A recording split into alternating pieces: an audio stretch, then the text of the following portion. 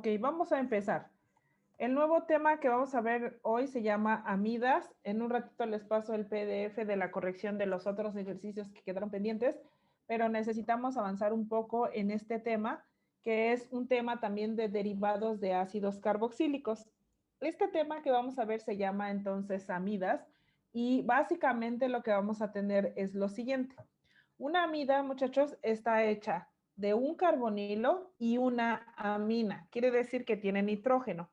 Esto significa entonces que si nosotros dibujamos, vamos a tener un carbono central con un doble enlace hacia el oxígeno, otro enlace hacia una cadena carbonada, es decir, la cadena principal, y otro enlace más hacia una amina. Nota que entonces vas a tener la parte del carbonilo y la parte de la amina. La amina tiene la posibilidad de sustituir esos hidrógenos por cadenas de carbono, de tal manera que entonces nosotros podríamos tener amidas primarias, secundarias o terciarias. ¿Hasta aquí me van siguiendo? ¿Sí o no? Sí. Ok, entonces lo que nosotros tenemos es lo siguiente. Una vez que detectas en dónde está la amida siempre tiene que tener como si tuviera una acetona y pegadito sobre el mismo carbono un nitrógeno. Como si tuvieras una acetona y pegadito entonces la amina. Como si tuvieras una acetona y luego entonces pegadita la amina. Cetona y amina. En realidad es un derivado de ácido carboxílico. Cuando tenemos un lado, entonces la terminación de oico se sustituye por la terminación amida. Y entonces el carbono número 1 lo toma el carbono que tiene el doble enlace al oxígeno. En este caso solamente hay un carbono. Por lo tanto, tenemos el prefijo met, el enlace es simple y entonces decimos que está pegada una amida. ¿Hasta aquí me siguen? Sí. Luego, para este de acá, el carbono número 1 y luego el carbono número 2, dos carbonos, enlace simple entre ellos, etan, terminación amida. Y entonces tenemos una etanamida. Tanto la primera como la segunda se consideran aminas primarias debido a que no sale ningún radical carbonado de este nitrógeno. De tal manera que entonces el nitrógeno se ve de la siguiente manera: un enlace hacia la cadena principal, que sería esta R, y luego entonces los otros dos enlaces se encuentran ocupados por hidrógeno. Una manera muy rápida de identificar si la amida es primaria es porque el hidrógeno que tú tienes aquí tiene un subíndice 2. Cuando eso pasa, es decir, cuando tú ves un NH2, con seguridad estamos hablando de una amida primaria. ¿Dudas hasta aquí? ¿No? No. Ahora, 3 carbonos de este lado, pero sucede que el nitrógeno solo tiene un hidrógeno y aparte se le pegó un metil. Quiere decir entonces que ahora hay un radical puesto ahí. Si solo aparece un hidrógeno y también aparece un radical carbonado, decimos que la amida es secundaria. Y la manera de nombrarlo es la siguiente. Entonces decimos N-metil. Si queremos ser más precisos, abres la coordenada y dices que en el carbono número 1 está pegado un nitrógeno que a su vez tiene pegado un metil dentro de una cadena de 3 carbonos con enlace simple y que tiene una amida como grupo funcional de máxima jerarquía. ¿Alguna duda? ¿No? No. Luego, entonces lo que tendríamos es, si tenemos 4 carbonos aquí, el carbono número 1 está aquí. Pero algo importante es que este nitrógeno trae dos enlaces, un enlace hacia un metil y otro enlace hacia otro metil. Lo sabemos porque aparece un paréntesis con el número 2. Quiere decir entonces que ese nitrógeno en realidad tiene un metil acá, otro metil acá, y luego entonces tiene la unión hacia el doble enlace con el oxígeno y luego entonces una cadena que se vería de esta manera. Debido a que el nitrógeno tiene ocupados todos sus enlaces hacia cadenas carbonadas, entonces decimos que la amida que nosotros tenemos es terciaria. Formas rápidas de identificar: amina primaria, H2, amina secundaria, un solo H, amina terciaria, ningún H. Y la manera de nombrarlo es, pondrías la coordenada número 1 y entonces decimos, en la coordenada 1, N, N' dimetilbutanamida. ¿Alguna duda hasta aquí? ¿no? Si necesitan hacer una captura de pantalla, este es el momento. ¿Dudas, muchachos? ¿Están muy callados ahora? No, profe. Ok. Para la siguiente, entonces, tenemos la regla número 2. Para hablar de la jerarquía de las amidas, vamos a identificar que las amidas se encuentran entre los aldehídos, hasta este momento de los grupos vistos, y los ésteres. Quiere decir que es un grupo funcional de mediana jerarquía. A las amidas le ganan los ésteres, las sales orgánicas, los anhídridos y los ácidos carboxílicos. Pero las amidas le ganan a los aldehídos, a las cetonas, a las aminas, a los alcoholes y a los éteres, por ejemplo. Entonces, en realidad son grupos funcionales de mediana jerarquía. Lo que vamos a ver entonces es que cuando esta amida se encuentre ante un alcohol, la amida va a ganar y entonces va a ganar la máxima jerarquía. En este sentido, entonces gana también la numeración y a la hora de nombrar a este compuesto tendríamos 3-hidroxi porque el alcohol se degradó a baja jerarquía, butanamida. ¿Alguna duda con cómo está nombrado este compuesto? No, profe. Para este caso de acá, nosotros vamos a tener a la amida aquí, tenemos un alcohol de este lado y tenemos un aldehído de este lado.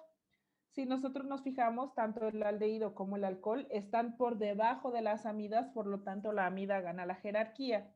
En el momento de nombrar, entonces nos va a quedar 4-metil, luego entonces 3-hidroxi, siguiendo como siempre las jerarquías, 6-formil, también podría llamarlo oxo, nosotros hemos acostumbrado a llamarlo formil, tamaño de la cadena 6, enlaces simples, y entonces ponemos amida aquí. Oli, ¿por qué no le estás poniendo la coordenada a la amida? Porque estoy asumiendo que está en el carbono número 1 en todos los casos, por eso no se pone la coordenada. Si estuviera como radical, pues le pondríamos la coordenada. ¿Hasta aquí alguna duda? No. Ok, la regla número 3 ahora nos dice qué pasa si la amida ahora funciona como un radical de baja jerarquía. Es decir, que se enfrente a grupos funcionales que tengan más jerarquía que ella. Y en este caso, si nosotros vemos, tenemos la amida aquí, pero el grupo funcional prioritario de máxima jerarquía, en este caso, es un ácido carboxílico.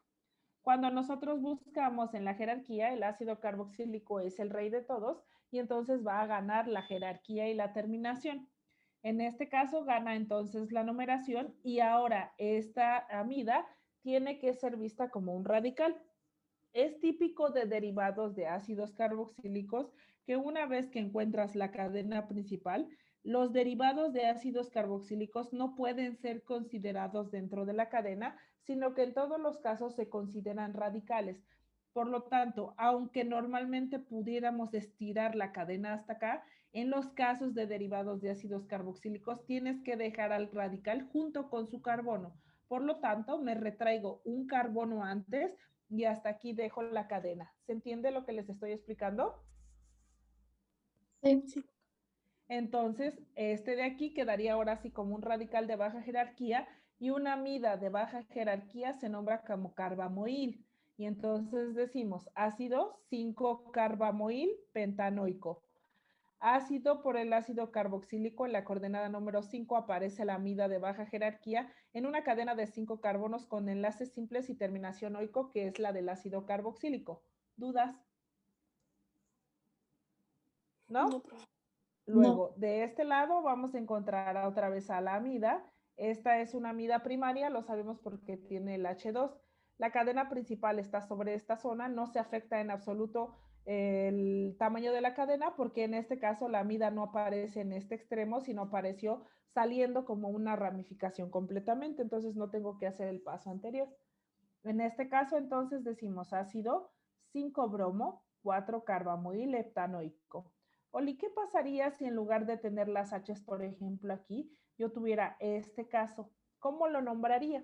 Tengo una amida que es terciaria porque esos hidrógenos dentro del nitrógeno han sido sustituidos por radicales carbonados. La forma de nombrarla sería la siguiente.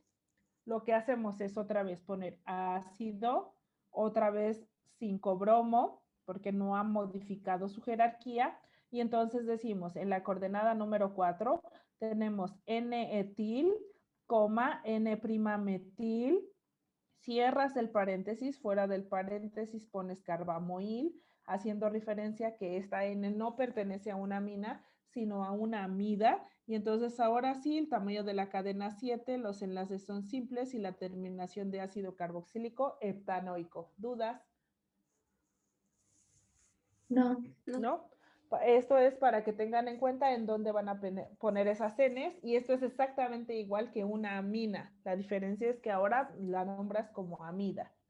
Y luego entonces, en la regla número 4 vamos a tener, ¿qué pasa si tú ahora la amida la nombras dentro de un ciclo? Los ciclos, como son derivados de ácidos carboxílicos, estas amidas, no pueden contener al carbono dentro del ciclo porque entonces no se cumple la tetravalencia. Eso obliga a que el carbono se encuentre afuera y entonces tiene que ser nombrado afuera.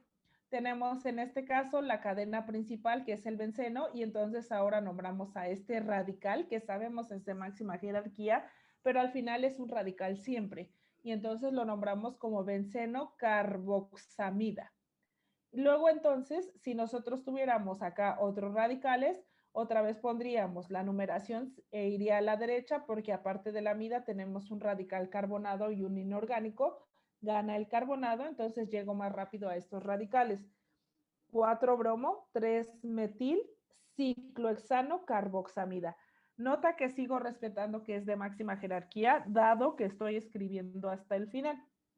Oli, ¿qué pasaría si de repente, por ejemplo, en esta zona de aquí apareciera un ácido carboxílico? Si este es un ácido carboxílico, entonces ganaría la jerarquía. Y entonces voy a poner 1, le voy a poner otro aquí, un metil, por ejemplo, 2, 3, 4, 5 y 6.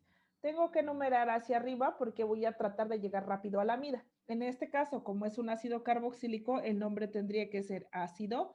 Ahora sí, en la coordenada número 4 pones el metil, en la coordenada número 2 dices que está la amida. Si tú aquí pones carboxamida, entonces esa es una terminación de máxima jerarquía y hasta ahí dejaría de leer. Lo que vamos a hacer es entonces utilizar el prefijo de baja jerarquía, que es el carbamoil.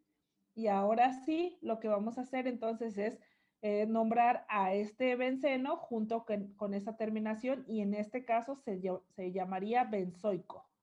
Entonces nos quedaría ácido 4-metil 2-carbamoil benzoico. ¿Dudas hasta aquí? ¿No? No, profe. Ok. Entonces carboxamida solamente se ocupa para amidas de alta jerarquía en ciclos, y el carbamoil siempre se ocupa como prefijo de baja jerarquía. Siempre que la amida esté de baja jerarquía, no importa si está en cadena abierta o en cadena cerrada o ciclo, siempre, siempre, siempre se nombra carbamoil. ¿Estamos de acuerdo? ¿Sí? Sí, profe. Hagan captura de pantalla y aquí entonces estos son los ejercicios que tenemos que hacer. Hay un par de correcciones. El primero, aquí le tiene que llevar una H y enseguida este de aquí no puede existir porque no hay espacio de contacto. Por lo demás, todos esos son los que tenemos que resolver ahorita. Son las correcciones que acabo de hacer. Le quité un metil acá y aquí en lugar de decir NN2, diría NH2, haciendo referencia a que aquí hay una amina en este caso. No te vayas a confundir. Si ves el NH2 solitito y en ese mismo carbono no hay un doble enlace hacia un oxígeno, entonces no es amida, sino es amina. Las amidas siempre están pegadas a un doble enlace con oxígeno, doble enlace con oxígeno, doble enlace con oxígeno. Aparecen de baja y de alta jerarquía para ser nombradas y aparecen solo en un caso amidas terciarias. Entonces, por favor, te pido que lo resuelvas. Si tuvieras alguna duda, abres el micrófono y entonces te ayudo con tu duda, ¿vale? ¿Sí? Sí, profe. Ok, dejo de compartir mi pantalla y entonces voy a cerrar mi micrófono. Cualquier duda me avisan, por favor, se entrega en el tiempo de clase.